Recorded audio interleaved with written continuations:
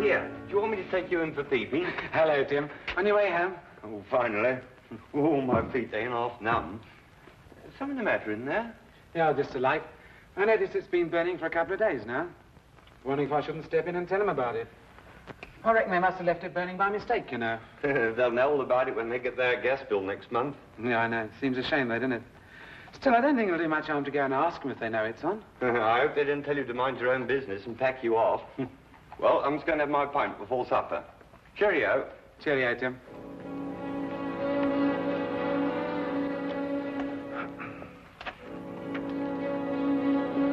Afternoon, sir.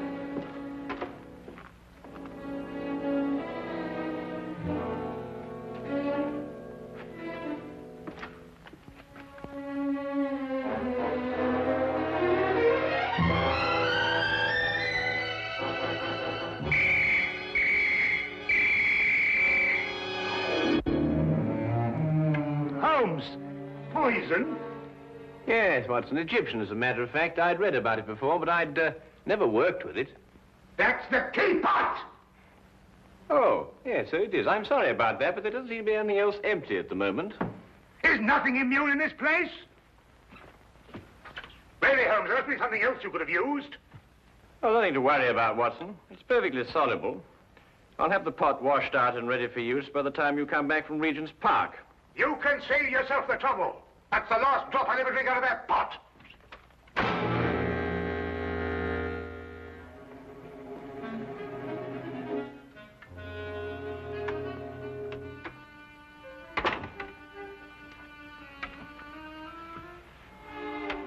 I say, Holmes, how in thunder did you know I was going to Regent's Park? Well, a simple deduction, my dear fellow. Take a look at your clothes. Oh, what's the matter with them? I might easily be going to the club in these. You're immaculate, except for those old shoes. Hmm? Oh, those. I've forgotten all about those. So I deduced that you're going to a place where you're likely to meet people, but also you're liable to scuff your shoes. The gravel paths of a public park seem to fit that perfectly. Hmm. But why Regent's particularly? We're lunching at 12:30, and since it's now nearly 11, I assume that your choice of parks is limited to the most convenient one, that being Regent's, of course. Simple deduction, really. I wonder who that can be this time of the morning. Would you care to deduce it, Watson? No, I think it'd be simpler if I just open the door. Would you be Mr. Sherlock Holmes? No, but won't you come in? It's Mr. Holmes I got to be finding. I am Sherlock Holmes, madam. Won't you be seated? I will that. Sure, I've lost a bit of my breath. Have you come far? Clean up from Chelsea, I have, sir. Well, that's a long way indeed. May I introduce my very good friend and colleague, Dr. Watson? Good morning to you. My name's Dugan, sir. Mary Dugan. No doubt you'll find it a bit odd having a stranger burst upon you in the height of the morning like this, but I've come from a house black with sorrow to ask your help. 'Tis the house I work in. Is there some difficulty in the house? Difficulty? Aye, and more. There's murder. Ah, murder, is it? Now, this is most interesting. Won't you go on, Mrs. Dugan? 'Tis the master of the place himself, Mr. Harringway, that's dead. Found by the bobby of our street. Filled with a dose of something with a great long name, the old man was. But surely if he was found by the police... The police? Sure, it's them that brings me here. For they've come and rode young Mr. Vernon off to jail for committing the crime. Mr. Vernon? Aye, a strapping lad who's soon to marry Mr. Harringway's stepdaughter, Janet. I gather that you're not in agreement with the police, Mrs. Dugan. Hush, well, that's the problem. That's what's been torturing me all through these black nights and making my life unbearable. For you see, Mr. Holmes, it was my testimony, and my testimony only, that's put Mr. Vernon in jail. It's because of what I told the police that he's sitting in this cell this very moment waiting for his time to go. And yet you believe that young Vernon is innocent. I'm certain the lad's innocent. Sure, I feel it in me bones. Yes, but I say, didn't you tell the police the truth? I told them the truth, sir, but somehow, unbeknownst to me, I must have lied. Perhaps you'd better start your story from the beginning, Mrs. Dugan. Aye. Well, it all happened last Friday afternoon. Late in the afternoon it was, for I was soon to be leaving the house, having the weekend off as I do. It would be about 5 o'clock when there was suddenly a great clatter upon the door.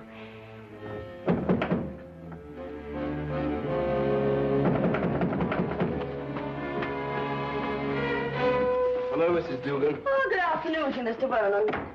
Mr. Herringway asked to see me. Is he in his usual ugly mood? Sure, you shouldn't be talking like that, Mr. Vernon. You know, it makes Miss Janet very unhappy to hear you two fighting all the time. Well, if he wasn't such a stupid old... Where is Janet? Oh, she's away to her aunt's in Manchester. She wasn't to go until tomorrow. Oh, I know nothing of that, sir. But I can swear he put her on her way this very afternoon. I doubt if her aunt's sick again. It looks like another of his tricks to keep us apart. Well, where is he? In his study. He's asked me to show you right in. Just a minute. My coat. I forgot something.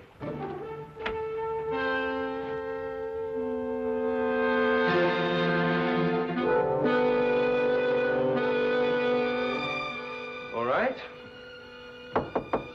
Come in. Mr. Vernon, sir. Would that be all? No, Mrs. Dugan. I want you to remain. Remain, sir. Just sit over there and listen to every word that's said.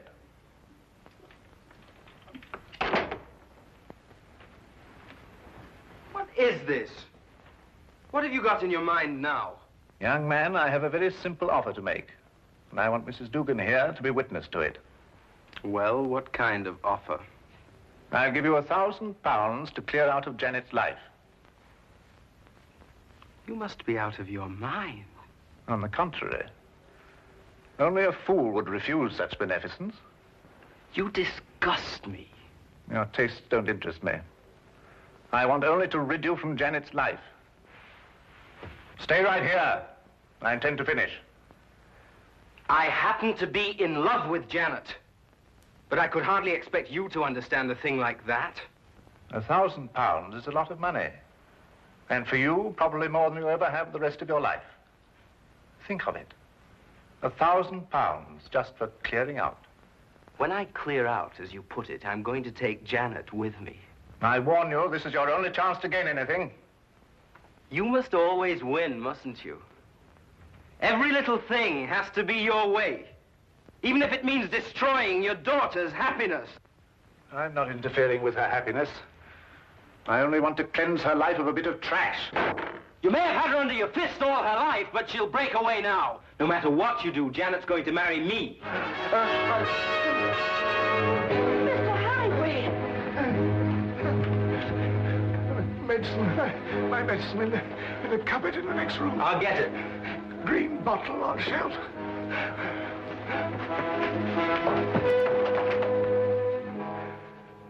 I never lose, Mrs. Dugan. I never lose. Oh, hurry, Mr. Vernon, please, hurry. Coming.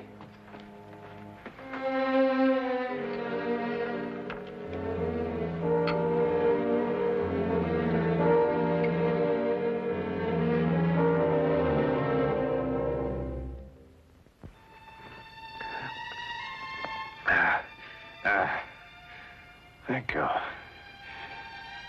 Feel much better. Well, there's no need to stare. I'm all right. Now get out of here. Both of you. Get out.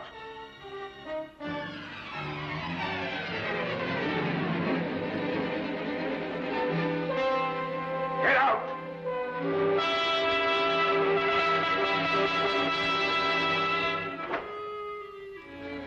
A few minutes later, I left the house. And that's the last I ever saw of Mr. Herringway. Alive. I see. And what did you tell the police when they questioned you? Sure, I told them everything. Just as it happened.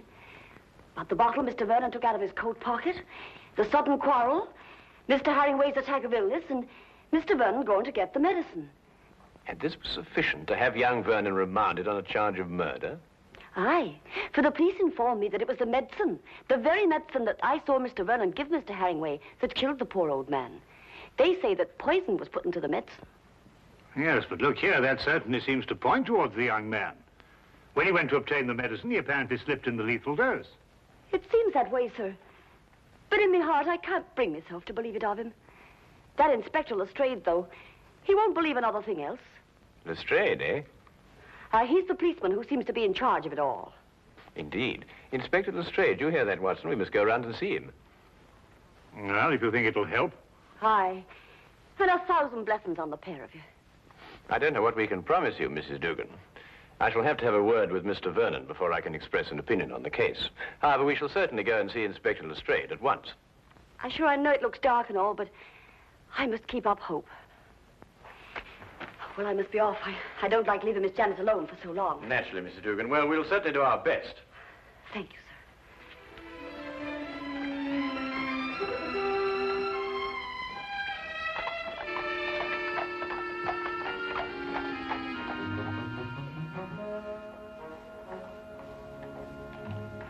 I can't see any reason for it. The man is guilty. Anything you want to know, I can tell you myself. Oh, come, Lestrade. I only want to ask the young man a few questions. It's time for my lunch. You needn't come. Now, look here, Holmes. There was a very large dose of strychnine in that medicine. The only person who could possibly have put it there was young Vernon. Or Mrs. Dugan? No, she didn't have any reason to. Besides, Vernon was a chemist. He had access to all sorts of poisons. Indeed, he was a chemist. You hear that, Watson? Young Vernon was a chemist. Eh? Oh, yes, indeed, Holmes. Yes, I thought you'd be interested to hear that. Well, I am indeed. It is most important, and I insist upon seeing the young man immediately. We have no time to lose, Lestrade. No time to lose. Oh, all right, all right, all right. I don't see what you can possibly gain from this. But if you insist, you can see for yourself. His whole attitude merely supports the evidence. Well, here we are. Inspector Lestrade. Yes, sir.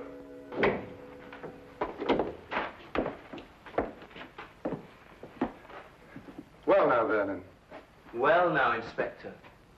How many times a day are you going to bring me up here and subject me to your idiotic questions? I've already told you everything I know. I'm getting tired of repeating it every half hour so that it'll penetrate your dense brain. Look here, young man, that's hardly an attitude to take. You're charged with the most serious crime. Indeed, I am. And since it appears I'm to pay for it, my only regret is that I didn't have the pleasure of committing it. There's just one point. I don't know who you are, but you may as well know that I don't wish to answer any of your questions either. It appears I've talked myself to the gallows, and that should be enough. So good day to the lot of you. Good day to you, Mr. Vernon, and thank you very much. You've been most helpful.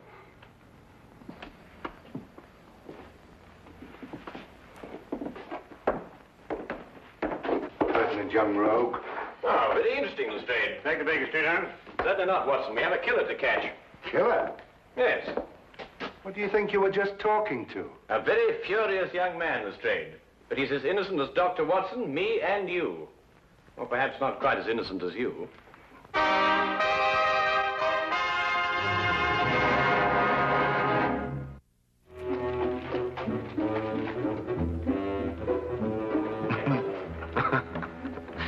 What can you possibly find to be so amusing? Huh? Oh, I was thinking about Lestrade's face when that young scamp called him an idiot. Holmes, do you really believe that young man's innocent? Strychnine, Watson. Combined with the fact that young Vernon's a chemist. Tell me, how quickly does strychnine act? Oh, matter of minutes. Half an hour at the most. Exactly. He did not know that the house would be empty when he went to visit old Mr. Herringway. He fully expected that Mrs. Dugan and Janet would be there. Right enough. Mr. Dugan indicated that. All right. Now, would a man with a wide variety of poisons to choose from choose a quick-acting drug, which offered him no chance of an alibi? Or would he be more likely to choose something a little slower, which would allow him ample time to be miles away at the time of death? Yes, I follow your reasoning, Holmes, but surely you don't accept that as conclusive. Oh, I didn't, until I spoke to young Vernon. But, well, you didn't learn anything from him, did you? Ah, here's the mortuary. Shall we go and have a close look at the victim, Watson?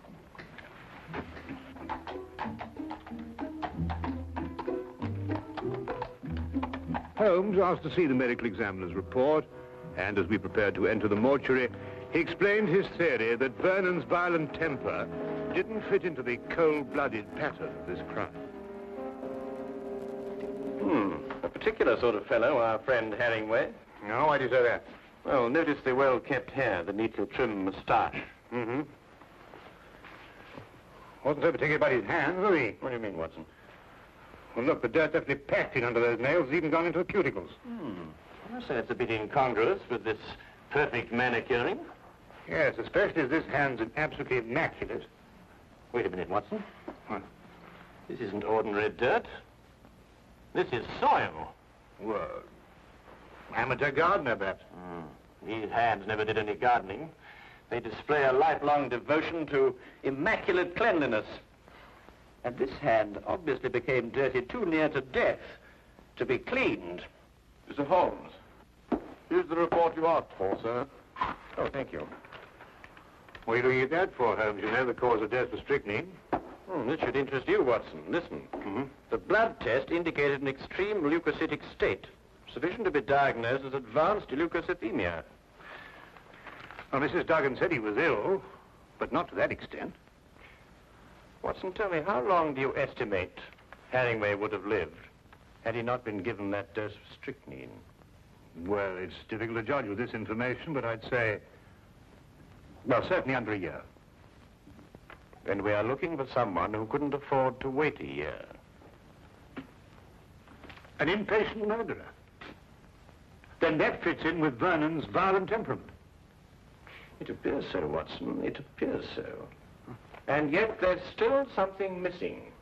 A bottle. A little mysterious bottle. Watson, would you go and collect Mrs. Dugan and take her round to Vernon's apartment? Ah, yes, of course.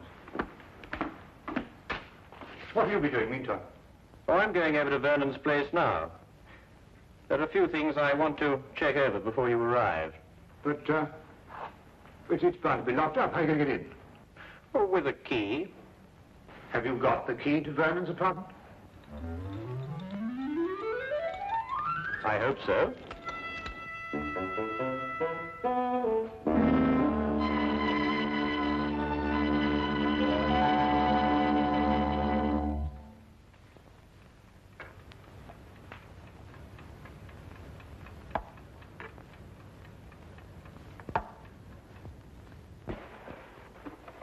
We came as quickly as we could. Thank you, Watson. Do you think it's proper bursting into a strange man's apartment like this? Well, it isn't proper in the least, Mrs. Dugan, but if we're going to help young Vernon, I'm afraid there's very little choice. What is it you want me to do? Do you believe, Mrs. Vernon, that you could identify the bottle that he took from his coat pocket on the day of the murder? Yes, I think I can. Good. Then would you mind examining these and take your choice, if any?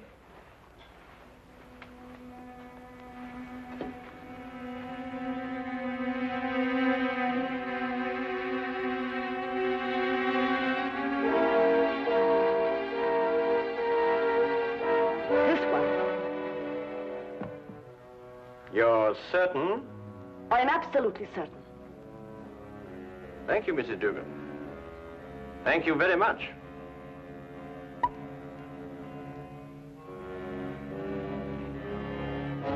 Holmes! It's all right, Watson.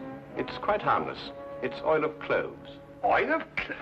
Mrs. Dugan, I presume that your employer was a teetotaler. Oh, he was that. There was never a drop of anything at all in the house.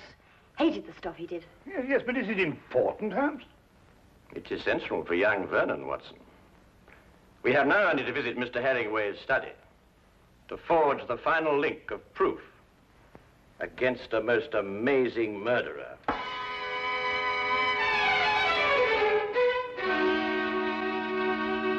Really, Miss Herringway, I hope you realize that in this case I find myself in a particularly difficult position. But as a police officer, I have no alternative. I must follow the dictates of the law. But Tom didn't do it. He couldn't have done it. It just can't be. Precisely the opinion I expressed to you this morning, Lestrade. Holmes. Miss Janet, this is Mr. Sherlock Holmes, and this here gentleman's Dr. Watson, his friend.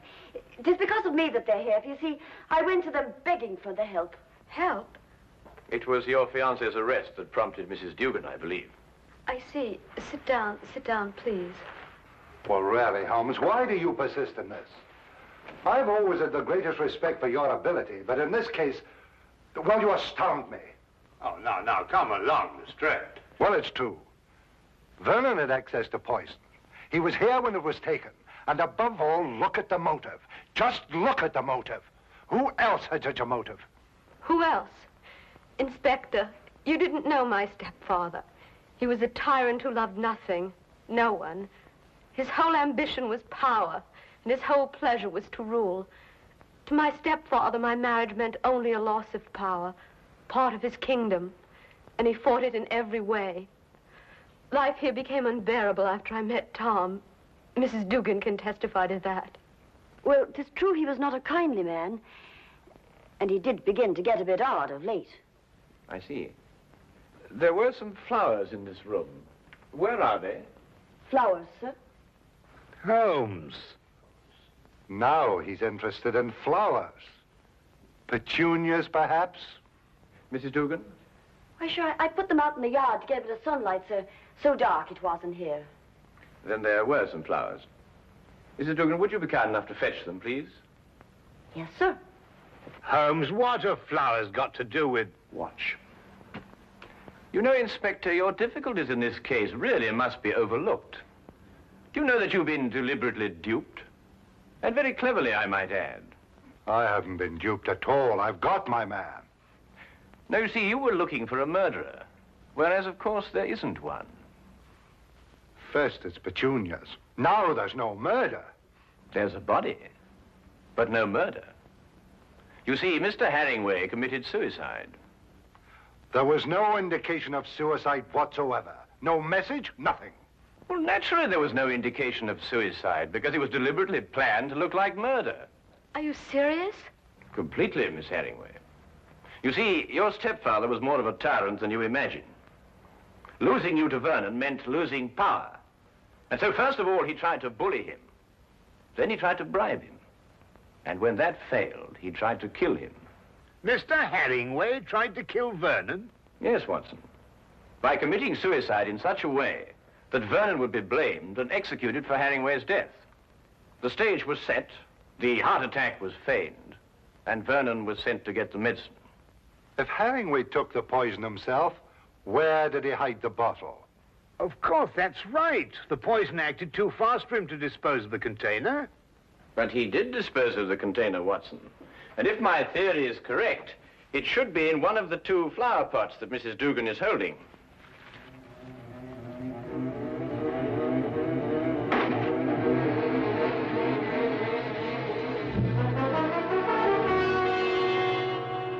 And a chemical analysis will reveal that it contains strychnine.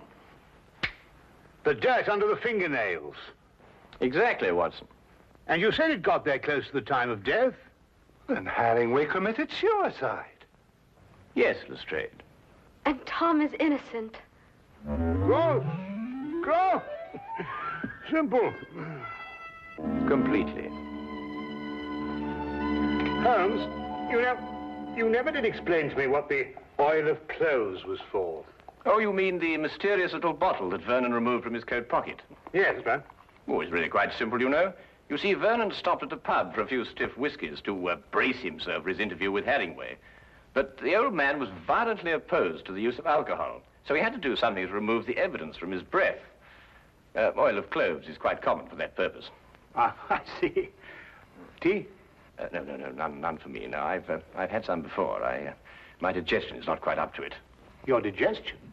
Yes, I forgot and mixed our tea with some of that rare Egyptian poison.